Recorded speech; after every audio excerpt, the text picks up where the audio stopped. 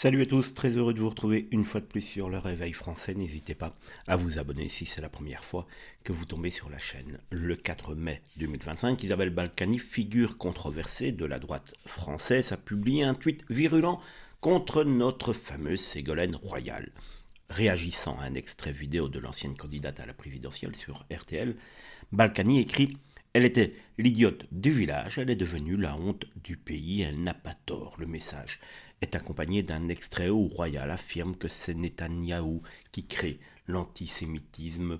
Je pense que c'est vendredi matin qu'elle a dit ça sur les ondes de RTL, prouvant une fois de plus que Ségolène Royal, c'est véritablement du vide. Cette déclaration de celle-ci, dans un contexte d'escalade des tensions au Proche-Orient, a déclenché un tollé depuis sa parution.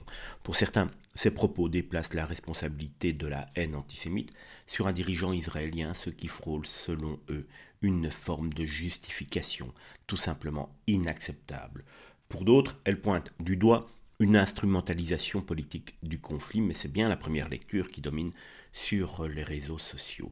La réaction d'Isabelle Balkany, cinglante, s'est immédiatement viralisée.